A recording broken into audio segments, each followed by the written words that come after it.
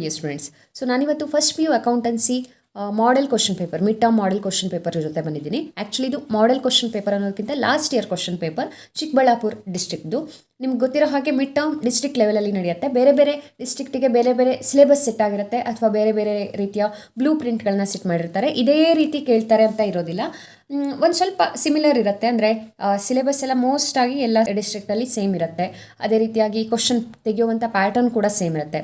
ಕ್ವಶನ್ಗಳು ಇದೇ ರಿಪೀಟ್ ಆಗುತ್ತೆ. ಬಟ್ ಕೆಲವೊಂದಷ್ಟು ಟಾಪಿಕ್ ಮೇಲೆ ಒಂದು ಡಿಸ್ಟ್ರಿಕ್ಟಲ್ಲಿ ಜಾಸ್ತಿ ಕ್ವಶನ್ ಬರ್ಬೋದು, ಒಂದು ಡಿಸ್ಟ್ರಿಕ್ಟಲ್ಲಿ ಕಡಿಮೆ ಕ್ವಶನ್ ಬರ್ಬೋದು ಅಷ್ಟೇ. ಸೊ ಹಾಗಾಗಿ ನೀವು ಈ ಥರದ ಒಂದು ಮಾಡೆಲ್ ಕ್ವಶನ್ ಪೇಪರ್ ಇದ್ದರೆ, ಅಥವಾ ಲಾಸ್ಟ್ ಇಯರ್ ಕ್ವಶನ್ ಪೇಪರ್ಗಳು ಇದ್ದರೆ ನೀವು ಅದನ್ನು ರೆಫರ್ ಮಾಡ್ಬೋದು. ಖಂಡಿತವಾಗಿ ಥೇರಿ ಪಾರ್ಟಲ್ಲೆಲ್ಲ ಅದೇ ಕ್ವಶನ್ಗಳು ಸ್ವಲ್ಪ ರಿಪೀಟ್ ಆಗುತ್ತೆ. ಒಂದು 10 ಡಿಸ್ಟ್ರಿಕ್ಟ್ಗಳ ಪೇಪರ್ಗಳು ನಿಮಗೆ ಸಿಕ್ತು ಅಂದರೆ ಅದನ್ನು ಸಾಲ್ವ್ ಮಾಡಿದರೆ ಈಸಿಯಾಗಿ ನಾವು ಮಿಡ್ ಟರ್ಮಲ್ಲಿ ಸ್ಕೋರನ್ನು ಮಾಡ್ಬೋದು. ಸೊ ಇದನ್ನು ಯಾಕೆ ಹೇಳ್ತಾ ಇದ್ದೀನಿ ಅಂದರೆ, ಮಿಡ್ ಟರ್ಮಲ್ಲಿ ಕೂಡ ಈಗ ಸ್ಕೋರ್ ಮಾಡೋದು ಇಂಪಾರ್ಟೆಂಟ್ ಆಗಿದೆ. ಯಾಕಂದರೆ ಇದು ಇಂಟರ್ನಲ್ ಮಾರ್ಕ್ಸ್ಗೆ ಕೌಂಟ್ ಆಗುತ್ತೆ, ಎಸ್ಪೆಷಲಿ ಔಟ್ ಆಫ್ ಔಟ್ ತೆಗೆಯೋರಿಗೆ. ಹಾಗಾಗಿ ಈ ಒಂದು ಮಾಡೆಲ್ ಕ್ವಶನ್ ಪೇಪರ್ನ ಅಥವಾ ಯಾವುದಾದ್ರೂ ಲಾಸ್ಟ್ ಇಯರ್ ಕ್ವಶನ್ ಪೇಪರನ್ನು ನೀವು ಒಂದ್ಸಲ ಅನಾಲಿಸಿಸ್ ಮಾಡಲೇಬೇಕು. ಅದಕ್ಕೋಸ್ಕರ ನಾನಿವತ್ತು ಈ ಒಂದು ಪೇಪರ್ ಜೊತೆ ಬಂದಿದ್ದೀನಿ. ಈ ಹಿಂದಿನ ವಿಡಿಯೋದಲ್ಲಿ ನಾನು ಆಲ್ರೆಡಿ ಫಸ್ಟ್ PU ಮಿಡ್ ಟರ್ಮ್ನ ಸಿಲೆಬಸ್ ಏನಿದೆ ಈ ವರ್ಷಕ್ಕೆ, ಹಾಗೆ ಪ್ಯಾಟರ್ನ್ ಹೇಗಿರುತ್ತೆ, ಮತ್ತು 6 ಮಾರ್ಕ್ ಇಂಪಾರ್ಟೆಂಟ್ ಕ್ವಶನ್ ಯಾವುದು, ಇಂಪಾರ್ಟೆಂಟ್ 12 ಮಾರ್ಕ್ಸ್ ಕ್ವಶನ್ಗಳು ಯಾವ್ಯಾವುದು, ಇದನ್ನೆಲ್ಲ ಡಿಸ್ಕಷನ್ ಮಾಡಿದ್ದೀನಿ. ಆ ವಿಡಿಯೋನ ನೀವು ಇನ್ನೂ ನೋಡಿಲ್ಲ ಅಂದರೆ ಇಲ್ಲೇ ಕೆಳಗಡೆ ಇರುವಂಥ ವಿಡಿಯೋ ಟೈಟಲನ್ನು ಪ್ರೆಸ್ ಮಾಡಿದರೆ ನಿಮಗೆ ಈ ವಿಡಿಯೋ ಲಿಂಕ್ ಅಲ್ಲಿ ಸಿಗುತ್ತೆ ಡಿಸ್ಕ್ರಿಪ್ಷನಲ್ಲಿ. ಸೊ ತಡ ಮಾಡಿದ್ದೀನಿ, ಇವತ್ತಿನ ಸೆಷನನ್ನು ಶುರು ಮಾಡೋಣ. ನಿಮಗೆ ಗೊತ್ತಿರೋ ಹಾಗೆ ಸೆಕ್ಷನ್ ಎದಲ್ಲಿ ಟೋಟಲ್ ಆಗಿ 20 ಕ್ವಶನ್ಗಳಿರುತ್ತೆ 1 ಮಾರ್ಕಿಂದು. ಅದು 5 ಸಬ್ಸೆಕ್ಷನ್ ಆಗಿ ಡಿವೈಡ್ ಆಗಿರುತ್ತೆ. ಒಂದು ಮಲ್ಟಿಪಲ್ ಚಾಯ್ಸ್, ಮತ್ತು ಫಿಲ್ ಇನ್ ದಿ ಬ್ಲ್ಯಾಂಕ್ಸ್, ಹಾಗೆ ಮ್ಯಾಚ್ ದಿ ಫಾಲೋಯಿಂಗ್, ಅದೇ ರೀತಿಯಾಗಿ 1 ಸೆಂಟೆನ್ಸ್ ಅಥವಾ 1 ವರ್ಡಿನ ಕ್ವಶನ್ಗಳು.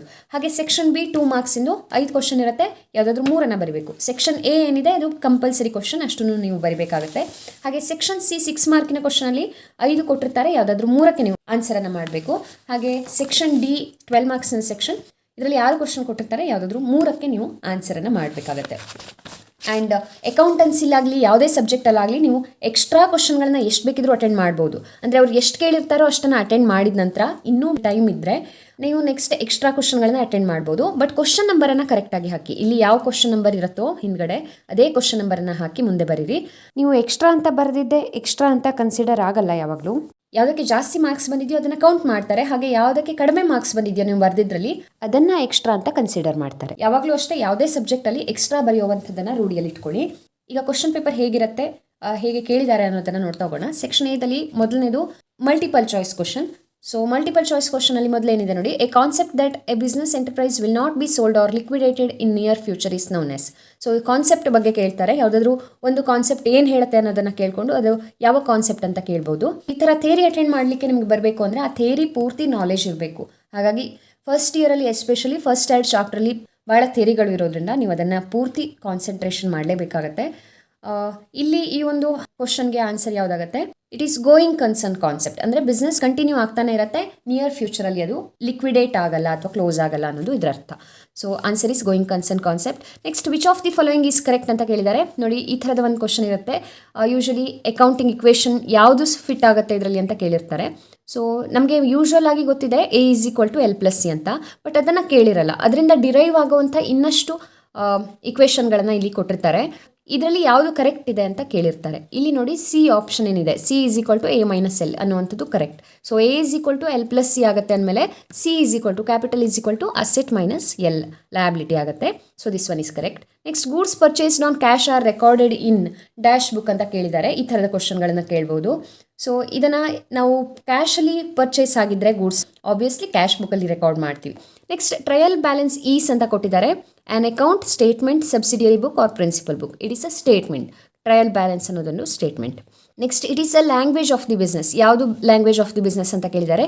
Obviously accounting is the language of business. ಈ ರೀತಿಯಾಗಿ ಆನ್ಸರ್ ಮಾಡ್ತಾ ಹೋಗ್ತೀವಿ.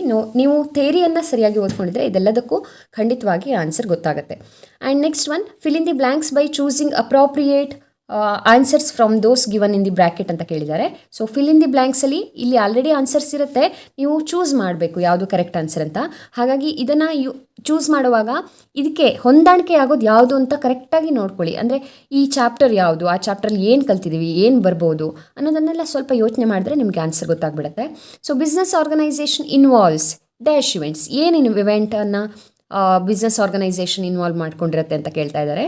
So obviously it is economic event ಅಲ್ವಾ, economic event is the answer. Next double entry system of accounting is based on dash concept.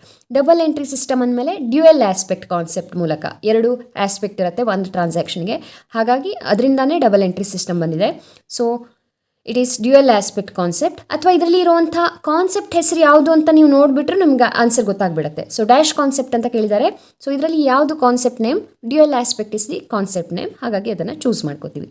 Next increase in asset is dash ಅಂತ ಕೇಳಿದ್ದಾರೆ. Increase in asset rules of debit and ಕ್ರೆಡಿಟಿಗೆ ಬರ್ತಾ ಇದ್ದೀವಿ ನಾವು. ಅಸೆಟ್ಗಳು increase ಆದರೆ debit rule ಆಗುತ್ತೆ. ನೋಡಿ, ಎರಡೂ ಕೊಟ್ಟಿದ್ದಾರೆ, ಒಂದು ಎಕ್ಸ್ಟ್ರಾ ಆನ್ಸರ್ ಕೂಡ ಕೊಟ್ಟಿರ್ತಾರೆ ಇಲ್ಲಿ ನಿಮಗೆ ಕನ್ಫ್ಯೂಸ್ ಮಾಡಲಿಕ್ಕೋಸ್ಕರ. So debit is the answer, credit ಅಲ್ಲ. Next adjusting entries are recorded in dash ಅಂತ ಕೊಟ್ಟಿದ್ದಾರೆ. ಯಾವ ಬುಕ್ಕಲ್ಲಿ ರೆಕಾರ್ಡ್ ಮಾಡ್ತೀವಿ ಅಡ್ಜಸ್ಟಿಂಗ್ ಎಂಟ್ರೀಸನ್ನು ಅಂತ. ಸೊ ಇದರಲ್ಲಿರುವಂಥ ಬುಕ್ಗಳ ನೇಮ್ ಒಂದೇ, ಅದು journal proper. So answer is journal proper. Next when A transaction is completely omitted from recording in the books of original records it is on error of ಅಂತ ಕೇಳಿದ್ದಾರೆ. Error of omission. ಇದರಲ್ಲಿ error ಇರುವಂಥದ್ದು ಈ ಒಂದು ಆಪ್ಷನ್ಗಳಲ್ಲಿ omission ಅನ್ನುವಂಥ error ಮಾತ್ರ, ಅದೇ suit ಆಗುತ್ತೆ ಇಲ್ಲಿ. ಸೊ ಕೆಲವೊಂದು ಡಿಸ್ಟ್ರಿಕ್ಟಲ್ಲಿ ಈ ರೆಕ್ಟಿಫಿಕೇಶನ್ ಆಫ್ ಎರರ್ ಟಾಪಿಕ್ ಸಿಲೆಬಸ್ಗೆ ಇರೋದಿಲ್ಲ. ನಿಮ್ಮ ಡಿಸ್ಟ್ರಿಕ್ಟಲ್ಲಿ ಯಾವುದೆಲ್ಲ ಸಿಲೆಬಸ್ ಇದೆ ಅದನ್ನು ಕರೆಕ್ಟಾಗಿ ನೋಡ್ಕೊಳ್ಳಿ. ಇನ್ನು ನೆಕ್ಸ್ಟ್ ಒನ್ ಸೆಂಟೆನ್ಸ್ ಆನ್ಸರಿಗೆ ಹೋಗ್ತೀವಿ. ಎಕ್ಸ್ಪಾಂಡ್ ICAI, ಇದಂತೂ ಭಾಳ ಇಂಪಾರ್ಟೆಂಟ್ ಇದೆ. ಸೊ ಪ್ರತಿ ಕಾಮರ್ಸ್ ಸ್ಟೂಡೆಂಟಿಗೆ ಗೊತ್ತಿರಲೇಬೇಕಾದ ಒಂದು abbreviation. Institute of chartered accountants of India is the expansion. Next give an example of voucher. Voucher ಅಂದರೆ ಡಾಕ್ಯುಮೆಂಟರಿ ಎವಿಡೆನ್ಸ್ ಅಲ್ವಾ, ಟ್ರಾನ್ಸಾಕ್ಷನನ್ನು ರೆಕಾರ್ಡ್ ಮಾಡಲಿಕ್ಕೋಸ್ಕರ ಇರುವಂಥ ಎವಿಡೆನ್ಸಿಗೆ, ಡಾಕ್ಯುಮೆಂಟರಿ ಪ್ರೂಫಿಗೆ ನಾವು ವೋಚರ್ ಅಂತ ಕರಿತೀವಿ. ಸೊ ಅದಕ್ಕೆ ಒಂದು ಎಕ್ಸಾಂಪಲ್ ಅಂದರೆ ಇನ್ವಾಯ್ಸ್ ಇರ್ಬೋದು ಅಥವಾ ಕ್ಯಾಶ್ ರಿಸಿಟ್ ಇರ್ಬೋದು, ಯಾವುದಾದ್ರೂ ಒಂದನ್ನು ಬರೀತೀರಿ. ನೆಕ್ಸ್ಟ್ ವಾಟ್ ಈಸ್ ಕ್ಯಾಪಿಟಲ್ ಅಂತ ಕೇಳಿದ್ದಾರೆ. ಸೊ ಕ್ಯಾಪಿಟಲ್ ಅಂದರೆ amount invested by owner in the business ಅಲ್ವಾ. ಬಿಸ್ನೆಸ್ಸಲ್ಲಿ ಏನೇ ಇನ್ವೆಸ್ಟ್ ಮಾಡಿದ್ರು, ಅಂದರೆ ಕ್ಯಾಶಲ್ಲಿ ಇರ್ಬೋದು ಅಥವಾ ಬೇರೆ ಅಸೆಟಲ್ಲಿ ಇರ್ಬೋದು, ಏನನ್ನೇ ಕಾಂಟ್ರಿಬ್ಯೂಷನ್ ಮಾಡಿದ್ರು ಓನರು, ಅದಕ್ಕೆ ಕ್ಯಾಪಿಟಲ್ ಅಂತ ಕರಿತೀವಿ. Next name any one type of cash book ಅಂತ ಕೇಳಿದ್ದಾರೆ. ಕ್ಯಾಶ್ ಬುಕ್ಕಲ್ಲಿ 3 ಥರ ಇದೆ. ಒಂದು simple cash book, double column cash book, ಹಾಗೆ ಮತ್ತೊಂದು ಪೆಟ್ಟಿ ಕ್ಯಾಶ್ ಬುಕ್. ಯಾವುದಾದ್ರೂ ಒಂದನ್ನು ಬರೀತೀರಿ. Next trial balance is a list of balances of all ledger accounts on the particular date ಅಂತ ಕೊಟ್ಟು ಟ್ರೂ ಆರ್ ಫಾಲ್ಸ್ ಕೇಳಿದ್ದಾರೆ. ಸೊ ಈ ಸ್ಟೇಟ್ಮೆಂಟ್ ಕರೆಕ್ಟ್ ಇದ್ದರೆ ಟ್ರೂ ಅಂತ ಬರೀತೀರಿ, ತಪ್ಪಿದ್ರೆ ಫಾಲ್ಸ್ ಅಂತ ಬರೀತೀರಿ. Yes, it is correct. Trial balance is a list of balances of all ledger accounts on the particular date. ಒಂದು ಡೇಟಿಗೆ ಎಲ್ಲ ಲೆಜರ್ ಅಕೌಂಟಿನ ಬ್ಯಾಲೆನ್ಸಸ್ಸನ್ನು ಟ್ರಯಲ್ ಬ್ಯಾಲೆನ್ಸ್ ತೋರಿಸುತ್ತೆ. So true is the answer. Next section ಬಿಗೆ ಹೋಗ್ತೀವಿ. 2 ಮಾರ್ಕ್ಸಿನ ಸೆಕ್ಷನ್. ಡಿಫೈನ್ ಅಕೌಂಟಿಂಗ್ ಅಂತ ಹೇಳಿದ್ದಾರೆ. Accounting definition very very important. So ಅದನ್ನು ನೀವು ಯಾರು ಹೇಳಿದ್ದಾರೆ ಅವರದ್ದೇ ಒಂದು ಸೆಂಟೆನ್ಸಲ್ಲಿ ಅದನ್ನು ಬರಿಬೇಕಾಗತ್ತೆ. ಅಕಾರ್ಡಿಂಗ್ ಟು ದಿಸ್ ಪರ್ಸನ್, ಈ ರೀತಿಯಾಗಿ ಬರೀಬೇಕು. Next state any 2 accounting concept. ಯಾವುದಾದ್ರೂ 14 ಕಾನ್ಸೆಪ್ಟಲ್ಲಿ ಯಾವುದಾದ್ರೂ 2 ಮೆನ್ಷನ್ ಮಾಡಿದ್ರಾಯಿತು. ನೆಕ್ಸ್ಟ್ ವಾಟ್ ಈಸ್ ಪೋಸ್ಟಿಂಗ್ ಅಂತ ಕೇಳಿದ್ದಾರೆ. ಇದು ಲೆಡ್ಜರಲ್ಲಿ ಬರುತ್ತೆ. ಸೊ ಜರ್ನಲ್ ಎಂಟ್ರಿನ ಲೆಡ್ಜರಿಗೆ ಟ್ರಾನ್ಸ್ಫರ್ ಮಾಡುವಂಥ ಪ್ರೊಸೆಸ್ಸಿಗೆ ನಾವು ಪೋಸ್ಟಿಂಗ್ ಅಂತ ಕರಿತೀವಿ. Next why is bank reconciliation statement prepared. ಯಾಕೆ BRS ಅನ್ನು ಪ್ರಿಪೇರ್ ಮಾಡ್ತಾರೆ ಅಂತ ಕೇಳಿದ್ದಾರೆ. So it is prepared for reconciling ಅಥವಾ matching cash book bank balance with passbook bank balance. Next state any 2 methods of preparing trial balance ಅಂತ ಹೇಳಿದ್ದಾರೆ. Trial balance ಪ್ರಿಪ್ರೇಷನ್ಗೆ 3 method ಇದೆ. ಒಂದು ಟೋಟಲ್ಸ್ ಮೆಥಡ್, ಮತ್ತೊಂದು ಬ್ಯಾಲೆನ್ಸ್ ಮೆಥಡ್, ಮತ್ತೊಂದು ಟೋಟಲ್ ಕಮ್ ಬ್ಯಾಲೆನ್ಸ್ ಮೆಥಡ್. ಇದರಲ್ಲಿ ಯಾವುದಾದ್ರೂ 2 ನೀವು ಮೆನ್ಷನ್ ಮಾಡಿದ್ರೆ ಆಯ್ತು. ನೆಕ್ಸ್ಟ್ ಸೆಕ್ಷನ್ ಸಿಗೆ ಹೋಗ್ತೀವಿ. ನೋಡಿ 5 ಕ್ವಶನ್ ಇರುತ್ತೆ. ನಾನು ಆಲ್ರೆಡಿ ಹೇಳಿದ್ದೆ ನಿಮಗೆ 6 ಮಾರ್ಕಲ್ಲಿ ಇಂಪಾರ್ಟೆಂಟ್ ಯಾವ್ಯಾವ್ದು ಇರುತ್ತೆ ಅಂತ ಹೇಳಿ. ಸೊ ಅದ್ರ ಮೇಲೇ ಕ್ವಶನ್ ಬಂದಿದೆ. ಇವಿಷ್ಟು ಟಾಪಿಕನ್ನು ನೀವು ನೋಡ್ಕೊಂಡ್ರಿ ಅಂದರೆ ತುಂಬ ಈಸಿಯಾಗಿ, ಯಾವುದೇ ಡಿಫಿಕಲ್ಟೀಸ್ ಇಲ್ಲದೇ ಇದನ್ನು ಸಾಲ್ವ್ ಮಾಡ್ತಾ ಹೋಗ್ಬೋದು. ಆ್ಯಂಡ್ ತುಂಬ ಈಸಿ ಇರುತ್ತೆ ಮಿಡ್ ಟರ್ಮ್ ಫಸ್ಟ್ ಇಯರ್ಗೆ. ಇಲ್ಲಿ ಅಕೌಂಟಿಂಗ್ ಇಕ್ವೇಷನ್ ಮೇಲೆ ಒಂದು ಕ್ವಶನ್ ಕೇಳಿದ್ದಾರೆ, ಹಾಗೆ ಟೈಪ್ಸ್ ಆಫ್ ಅಕೌಂಟ್ ಮೇಲೆ ಮತ್ತೊಂದು ಕ್ವಶನನ್ನು ಕೇಳಿದ್ದಾರೆ.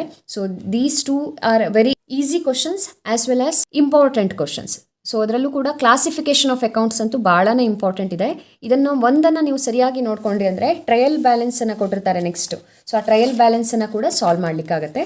ಸೊ ಯಾವ್ಯಾವ ಅಕೌಂಟ್ಗಳು ಯಾವ್ಯಾವ ಕ್ಯಾಟಗರಿಲಿ ಬರುತ್ತೆ ಅಂತ. ಸೊ ನಾನು ಆಲ್ರೆಡಿ ಸೆಕ್ಷನ್ ಸಿ ಮೇಲೆ ಮಿಡ್ ಟರ್ಮಿಗೋಸ್ಕರ ವಿಡಿಯೋ ಅಪ್ಲೋಡ್ ಮಾಡಿದ್ದೀನಿ. 1 ಶಾರ್ಟ್ ವಿಡಿಯೋ ಮಾಡಿದ್ದೀನಿ. ಅದರಲ್ಲಿ ಎಲ್ಲ 6 ಮಾರ್ಕಿನ ಕ್ವಶನ್ಗಳನ್ನು ಸಾಲ್ವ್ ಮಾಡಿ ತೋರಿಸಿರುವಂಥ ವಿಡಿಯೋ ಇದೆ. ಆ ಒಂದು ವಿಡಿಯೋ ಲಿಂಕನ್ನು ಇಲ್ಲಿ ಐ ಬಟನಲ್ಲಿ ಕೊಟ್ಟಿರ್ತೀನಿ. ಹಾಗೆಯೇ ವಿಡಿಯೋ ಟೈಟಲನ್ನು ಪ್ರೆಸ್ ಮಾಡಿದರೆ ಅಲ್ಲಿ ಡಿಸ್ಕ್ರಿಪ್ಷನಲ್ಲಿ ಕೂಡ ಆ ವಿಡಿಯೋ ಲಿಂಕ್ ಇರುತ್ತೆ, ನೀವು ಅದನ್ನು ನೋಡ್ಬೋದು. ಹಾಗೆ ಮುಂದೆ ಕೂಡ ಅದರ ಬಗ್ಗೆ ಇನ್ನಷ್ಟು ಡಿಸ್ಕಷನ್ ಮಾಡ್ತೀನಿ. Next record the following transactions in simple cash book of Supreeth ಅಂತ ಕೊಟ್ಟಿದ್ದಾರೆ. ಇದು ಸಬ್ಸಿಡಿಯರಿ ಬುಕ್ ಚಾಪ್ಟರಿಂದ. ಒಂದು ಕ್ವಶನ್ ಪೆಟ್ಟಿ ಕ್ಯಾಶ್ ಬುಕ್ ಮೇಲೆ ಕಂಪಲ್ಸರಿ ಬರುತ್ತೆ. ಸೊ ಇಲ್ಲಿ ಬಂದಿದೆ ನೋಡಿ, ಇಂಪ್ರೆಸ್ ಸಿಸ್ಟಮಲ್ಲಿ ಪೆಟ್ಟಿ ಕ್ಯಾಶ್ ಬುಕ್ ಕೇಳಿದ್ದಾರೆ.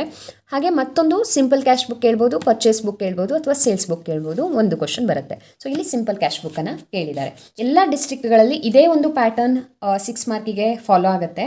ಅಂದರೆ ಆಲ್ಮೋಸ್ಟ್ ಇದೇ ಕೇಳ್ತಾರೆ. ಆ್ಯನ್ಯುವಲ್ ಎಕ್ಸಾಮಲ್ಲೂ ಕೂಡ ಇದೇ ಕ್ವಶನ್ಗಳು ಬರುತ್ತೆ. ಹಾಗಾಗಿ ನೀವು ಇದನ್ನು ಜಾಸ್ತಿ ಕಾನ್ಸಂಟ್ರೇಷನ್ ಮಾಡಿ ಅಂತ ನಾನು ಹೇಳ್ತೀನಿ. ನೆಕ್ಸ್ಟ್ ಅಂದರೆ ಲಾಸ್ಟ್ ಕ್ವಶನ್ 5ನೇ ಕ್ವಶನ್. ಇದರಲ್ಲಿ ಟ್ರಯಲ್ ಬ್ಯಾಲೆನ್ಸ್ ಮೇಲೆ ಕೇಳಿದ್ದಾರೆ. ರೆಕ್ಟಿಫಿಕೇಶನ್ ಆಫ್ ಎರರ್ ಕೂಡ ಕೇಳ್ಬೋದು, ಬಟ್ ಟ್ರಯಲ್ ಬ್ಯಾಲೆನ್ಸ್ ಕೇಳುವಂಥ ಚಾನ್ಸಸ್ ಜಾಸ್ತಿ ಇರುತ್ತೆ. ಇನ್ನು ನೆಕ್ಸ್ಟ್ 12 ಮಾರ್ಕ್ಸಿಗೆ ಹೋಗ್ತೀವಿ. 12 ಮಾರ್ಕ್ಸಲ್ಲಿ ನೋಡಿ, ಮೊದಲನೇ ಕ್ವಶನ್ ಜರ್ನಲ್ ಎಂಟ್ರಿ ಮೇಲೆ ಕೇಳಿದ್ದಾರೆ. ಆಬ್ವಿಯಸ್ಲಿ ಒಂದು ಕ್ವಶನ್ ಜರ್ನಲ್ ಮೇಲೆ ಇದ್ದೇ ಇರುತ್ತೆ, 1 ಅಥವಾ 2 ಇರ್ಬೋದು. ಕೆಲವೊಂದು ಡಿಸ್ಟ್ರಿಕ್ಟಲ್ಲಿ 2 ಕ್ವಶನ್ಗಳನ್ನ ಕೂಡ ಜರ್ನಲ್ ಮೇಲೆ ಕೇಳಿರ್ಬೋದು. ಸೊ ಅಲ್ಲಿ ಹಾಗೆ ಕೇಳಿದಾಗ ಒಂದು ಜರ್ನಲ್ ಎಂಟ್ರಿ ಅಷ್ಟೇ ಕೇಳ್ತಾರೆ, ಇನ್ನೊಂದು journal entry with ledger posting ಕೇಳಿರ್ತಾರೆ. ಸೊ ಇಲ್ಲಿ ಜರ್ನಲ್ ಎಂಟ್ರಿ ಮಾತ್ರ ಕೇಳಿದ್ದಾರೆ. ಇನ್ನು ನೆಕ್ಸ್ಟ್ ಕ್ವಶನ್ ಅಂದರೆ 2 ಕಾಲಮ್ ಕ್ಯಾಶ್ ಬುಕ್ ಮೇಲೆ ಇದೆ. ಇದು ಕೂಡ ಭಾಳ ಇಂಪಾರ್ಟೆಂಟ್ ಆಗಿರುವಂಥ ಟಾಪಿಕ್. ಎಲ್ಲ ಡಿಸ್ಟ್ರಿಕ್ಟ್ಗಳಲ್ಲಿ ಇದರ ಮೇಲೆ 1 ಅಥವಾ 2 ಕ್ವಶನ್ಗಳು ಬಂದೇ ಬರುತ್ತೆ. ಈ ಡಿಸ್ಟ್ರಿಕ್ಟಲ್ಲಿ 2 ಕಾಲಮ್ ಕ್ಯಾಶ್ ಬುಕ್ ಮೇಲೆ 1 ಕ್ವಶನನ್ನು ಕೇಳಿದ್ದಾರೆ. ಬಹಳ ಈಸಿಯಾಗಿ ಸಾಲ್ವ್ ಮಾಡ್ಬೋದು 2 ಕಾಲಮ್ ಕ್ಯಾಶ್ ಬುಕ್ಕನ್ನು, ಹಾಗೆ ಇಂಪಾರ್ಟೆಂಟ್ ಕೂಡ ಇದೆ. ಇನ್ನು ನೆಕ್ಸ್ಟ್ ಅಂತಂದರೆ ಸಬ್ಸಿಡಿಯರಿ ಬುಕ್ಸ್ ಮೇಲೆ ಕೇಳಿದ್ದಾರೆ. All 4 subsidiary books, proper subsidiary books ಅಂತ ಕೇಳಿದ್ದಾರೆ. ಅಂದರೆ purchase return, sales return 4 book ಮೇಲೆ ಕ್ವಶನ್ ಅನ್ನು ಕೇಳಿದ್ದಾರೆ. ಹೀಗೆ ಕೇಳಿರಲಿಲ್ಲ ಅಂದರೆ ಕೆಲವೊಂದ್ಸಲ ಏನು ಮಾಡ್ತಾರೆ, 2 ಬುಕ್ಗಳನ್ನು ಕೊಟ್ಟು ಲೆಜರ್ ಪೋಸ್ಟಿಂಗ್ ಅನ್ನು ಕೇಳ್ತಾರೆ. ಅಂದರೆ ಪರ್ಚೇಸ್ ರಿಟರ್ನ್ ಅಥವಾ ಸೇಲ್ಸ್ ರಿಟರ್ನ್ ಕೇಳಿ ಲೆಜರ್ ಪೋಸ್ಟಿಂಗ್ ಅನ್ನು ಕೇಳಿರ್ತಾರೆ. 2 ರೀತಿಲಿ ಒಂದು ಥರದ ಕ್ವಶನ್ ಅಂತೂ ಬಂದೇ ಬರುತ್ತೆ 100%. ಆ್ಯಂಡ್ ನೆಕ್ಸ್ಟ್ ಕ್ವಶನ್ ಏನಿದೆ, ಇದು journal entry with ledger posting ಮೇಲೆ ಕೇಳಿದ್ದಾರೆ. ನೋಡಿ, ನಾನು ಆಗಲೇ ಹೇಳಿದೆ ಜರ್ನಲ್ ಎಂಟ್ರಿ ಅಷ್ಟೇ ಕೇಳ್ಬೋದು ಅಥವಾ ಅದ್ರ ಜೊತೆ ಲೆಜರ್ ಪೋಸ್ಟಿಂಗ್ ಅನ್ನು ಕೇಳ್ಬೋದು ಅಂತ ಹೇಳಿದೆ ಅಲ್ವಾ. ಸೊ ಈ ಒಂದು ಡಿಸ್ಟ್ರಿಕ್ಟಲ್ಲಿ ಜರ್ನಲ್ ಮೇಲೆ 2 ಕ್ವಶನ್ ಇದೆ. ಒಂದು ನಾರ್ಮಲ್ ಜರ್ನಲ್ ಎಂಟ್ರಿ ಕೇಳಿದ್ದಾರೆ, ಹಾಗೆ ಇನ್ನೊಂದು ಲೆಜರ್ ಪೋಸ್ಟಿಂಗ್ ಕೂಡ ಕೇಳಿದ್ದಾರೆ. So post them to ledger ಅಂತ ಕೇಳಿದರೆ ಜಸ್ಟ್ ಪೋಸ್ಟ್ ಮಾಡಿಟ್ರೆ ಸಾಕು, ಬಟ್ ಬ್ಯಾಲೆನ್ಸ್ ದೆಮ್ ಅಂತ ಕೇಳಿದರೆ ಮಾತ್ರ ಬ್ಯಾಲೆನ್ಸ್ ಕೂಡ ಮಾಡಬೇಕಾಗತ್ತೆ. ಇನ್ನು ನೆಕ್ಸ್ಟ್ ಅಂದರೆ ಬ್ಯಾಂಕ್ ರಿಕನ್ಸಿಲಿಯೇಷನ್ ಸ್ಟೇಟ್ಮೆಂಟ್ ಮೇಲೆ ಕೇಳಿದ್ದಾರೆ. ಕೆಲವೊಂದು ಡಿಸ್ಟ್ರಿಕ್ಟಲ್ಲಿ ಬ್ಯಾಂಕ್ ರಿಕನ್ಸಿಲಿಯೇಷನ್ ಮೇಲೆ ಒಂದೇ ಕ್ವಶನ್ ಇರುತ್ತೆ, ಕೆಲವೊಂದು ಡಿಸ್ಟ್ರಿಕ್ಟಲ್ಲಿ ಒಂದಕ್ಕಿಂತ ಜಾಸ್ತಿ ಕ್ವಶನನ್ನು ಕೇಳ್ಬೋದು, ಅಂದರೆ 2 ಕ್ವಶನ್ ಕೇಳ್ಬೋದು. ಸೊ ಯಾವ ಟಾಪಿಕ್ ಮೇಲೆ ಕೂಡ 2 ಕ್ವಶನ್ಗಳು ಬರ್ಬೋದು. ನಾನು ಆಲ್ರೆಡಿ ಹಿಂದಿನ ಒಂದು ಇಂಪಾರ್ಟೆಂಟ್ ಟಾಪಿಕ್ ಡಿಸ್ಕಷನ್ ಮಾಡಿದಂಥ ವಿಡಿಯೋದಲ್ಲಿ ಹೇಳಿದ್ದೆ ನಿಮಗೆ. ಮಿಡ್ ಟರ್ಮಿಗೆ ಬ್ಲೂ ಪ್ರಿಂಟ್ ಅಂತ ಇರೋದಿಲ್ಲ, chapter wise allotment of marks ಇರೋದಿಲ್ಲ, ಕ್ವಶನ್ ಪೇಪರ್ ಸೆಟ್ಟರ್ ಮೇಲೆ ಡಿಪೆಂಡ್ ಆಗಿರುತ್ತೆ.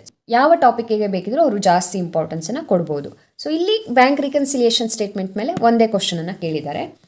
And last question is on purchase return book preparation and post them to ledger ಅಂತ ಇದೆ. ನಾನು ಆಗಲೇ ಹೇಳಿದೆ ಅಲ್ವಾ, ಸಬ್ಸಿಡಿಯರಿ ಬುಕ್ಸಲ್ಲಿ 2 ಥರ ಕೇಳ್ಬೋದು. ಒಂದು proper subsidiary books, all subsidiary book ಮೇಲೆ, ಇನ್ನೊಂದು ಯಾವುದಾದ್ರೂ 2 ಬುಕ್ಕನ್ನು ಕೇಳಿ ಪೋಸ್ಟ್ ದೆಮ್ ಟು ಲೆಜರ್ ಅಂತ ಹೇಳ್ಬೋದು. ಆ ರೀತಿಯ ಕ್ವಶನನ್ನು ಇಲ್ಲಿ ಕೇಳಿದ್ದಾರೆ. ಸೊ ಇಷ್ಟು ಕ್ವಶನ್ಗಳು ನಿಮ್ಮ ಮಿಡ್ ಟರ್ಮ್ ಎಕ್ಸಾಮಲ್ಲಿ ಕೂಡ ರಿಪೀಟ್ ಆಗುತ್ತೆ. ಯಾಕಂದರೆ last year syllabus, last year pattern ಏನೂ ಕೂಡ ಚೇಂಜಸ್ ಆಗಿಲ್ಲ. ಈ ವರ್ಷ ಲಾಸ್ಟ್ ಇಯರ್ದೇ ಕಂಟಿನ್ಯೂ ಆಗಿದೆ. ಅದಕ್ಕೋಸ್ಕರ ನೀವು ಲಾಸ್ಟ್ ಇಯರ್ ಯಾವುದೇ ಕ್ವಶನ್ ಪೇಪರ್ ಸಿಕ್ಕಿದ್ರು ಅದನ್ನು ಪ್ರಾಕ್ಟೀಸ್ ಮಾಡ್ಬೋದು. ಆ್ಯಂಡ್ ಅಕೌಂಟೆನ್ಸಿಲಿ ಇದಿದೇ ಕ್ವಶನ್ ಬರುತ್ತೆ, ಇದಿದೆ ಹೀಗೆ ಬರುತ್ತೆ ಅಂತ ಹೇಳ್ಬೋದೇ ವಿನಃ ಸೇಮ್ ಕ್ವಶನ್ ರಿಪೀಟ್ ಆಗುತ್ತೆ ಅಂತ ಹೇಳಲಿಕ್ಕಾಗಲ್ಲ. ಅಂದರೆ ಟ್ರಾನ್ಸಾಕ್ಷನ್ಸ್ ಚೇಂಜಸ್ ಇರುತ್ತೆ, ಅಮೌಂಟ್ ಚೇಂಜಸ್ ಇರುತ್ತೆ. ಈವನ್ ಕ್ವಶನ್ ಬ್ಯಾಂಕಲ್ಲಿ ಇರುವಂಥ ಕ್ವಶನ್ ಕೂಡ ಸೇಮ್ ರಿಪೀಟ್ ಆಗೋದಿಲ್ಲ. ಹಾಗಾಗಿ ಬೈ ಹಾರ್ಟ್ ಮಾಡಿಕೊಂಡು ನೆನ್ಪಿಟ್ಕೊಳ್ಳಿಕ್ಕಾಗಲ್ಲ ಯಾವುದನ್ನು. ನೀವು ಅರ್ಥ ಮಾಡಿಕೊಂಡು ಕಲಿಬೇಕು, ಹಾಗೆ ಅದನ್ನು ಪ್ರಾಕ್ಟೀಸ್ ಮಾಡಬೇಕು. ಅಂದರೆ ಮಾತ್ರ ನಿಮಗೆ ಅಕೌಂಟೆನ್ಸಿ ಈಸಿ ಆಗುತ್ತೆ. ಸೊ ನಮ್ಮ ಚಾನಲಲ್ಲಿ ಆಲ್ರೆಡಿ ಬಹಳಷ್ಟು ವಿಡಿಯೋಸ್ಗಳು ಅವೈಲೇಬಲ್ ಇದೆ ಇದೆಲ್ಲ ಟಾಪಿಕ್ ಮೇಲೆ. ಅದರ ಲಿಂಕನ್ನು ಡಿಸ್ಕ್ರಿಪ್ಷನಲ್ಲಿ ನಿಮಗೆ ಕೊಟ್ಟಿರ್ತೀನಿ. ಆ್ಯಂಡ್ ಯಾವ್ಯಾವ ಟಾಪಿಕ್ ಮೇಲೆ ವಿಡಿಯೋಸ್ ಅವೈಲೇಬಲ್ ಇಲ್ಲ ಅದನ್ನೆಲ್ಲ ಮುಂದಿನ ದಿನಗಳಲ್ಲಿ ನಾನು ಕವರ್ ಮಾಡೋದಕ್ಕೆ ಟ್ರೈ ಮಾಡ್ತೀನಿ. ಇನ್ನೇನಾದರೂ ನಿಮಗೆ ಡೌಟ್ಸ್ ಇದ್ದರೆ ನೀವು ನಿಮ್ಮ ಕಮೆಂಟ್ ಮೂಲಕ ನಮಗೆ ತಿಳಿಸ್ಬೋದು. ಹಾಗೆ ಇನ್ಯಾವುದಾದ್ರೂ ಟಾಪಿಕ್ ಮೇಲೆ ನಿಮಗೆ ವಿಡಿಯೋಸ್ ಬೇಕಿದ್ರೆ ಕೂಡ ಕಮೆಂಟ್ ಬಾಕ್ಸಲ್ಲಿ ಅದನ್ನು ನನಗೆ ತಿಳಿಸ್ಬೋದು. ಹಾಗೆ ಈ ವಿಡಿಯೋ ನಿಮಗೆ ಇಷ್ಟ ಆಗಿದ್ರೆ, ಇದರಿಂದ ನಿಮಗೆ ಹೆಲ್ಪ್ ಆಗಿದ್ರೆ ಇದನ್ನು ಲೈಕ್ ಮಾಡಿ, ಹಾಗೆ ಇನ್ನಷ್ಟು ಜನರಿಗೆ ಇದನ್ನು ಶೇರ್ ಮಾಡೋದಕ್ಕೆ ಮರಿಬೇಡಿ. ಆ್ಯಂಡ್ ಅಕೌಂಟೆನ್ಸಿನ ತುಂಬ ಈಸಿಯಾಗಿ ಕಲಿಯೋದಕ್ಕೆ ನಮ್ಮ ಚಾನಲ್ ಅಕೌಂಟೆನ್ಸಿ ಈಸಿ ಲರ್ನನ್ನು ಸಬ್ಸ್ಕ್ರೈಬ್ ಮಾಡಿ. I will be back with next video very soon. Until then enjoy the learning.